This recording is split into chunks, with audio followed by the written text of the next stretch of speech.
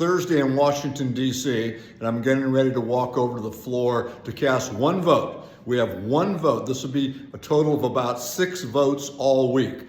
And this particular bill that we're voting on is a political messaging bill. Nothing to help the American people, nothing to deal with the things that we heard about throughout the campaign season as to how we need to get the cost of groceries down, how we need to protect the border, how we need to lower inflation. A political messaging vote. It's not the way that the Congress should be run. For those of you who've been contacting me, telling me that they are concerned that things are dangerously chaotic in Washington, D.C., coming out of this new administration, you're absolutely correct. We have seen some of the worst nominations for cabinet secretaries in our lifetime. And I believe that's going to be dangerous.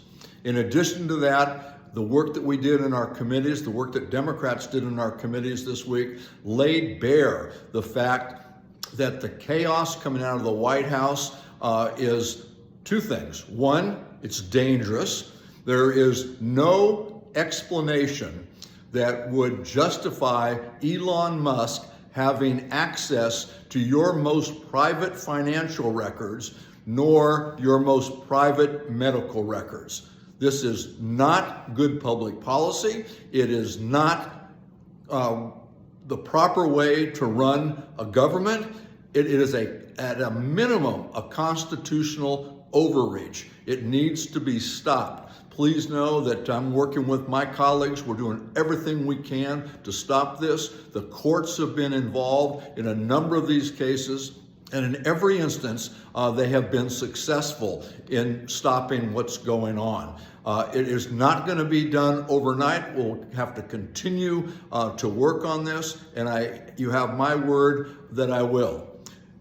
One last thing. Don't forget, while everybody's watching the most current shiny object coming out of the White House, Republicans are busy trying to put together an extension of the 2017 tax cuts. Tax cuts that cost us trillions of dollars and benefited to the greatest extent the richest people in the country, the people who didn't need any help. Now they want to extend those tax cuts and add others to them. Just the extension of existing tax cuts will add $5 trillion to our national debt. If you add the other tax cuts that the president promised during his campaign, that jumps up to about $15 trillion directly to our national debt.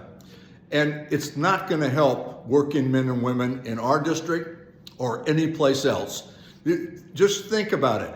If these tax cuts really trickle down to help regular working people, your wallets would be fat right now. Tax cuts don't trickle down, and tax cuts don't pay for themselves. This is an expensive addition to our national debt that won't help working families. I'll see you in the district.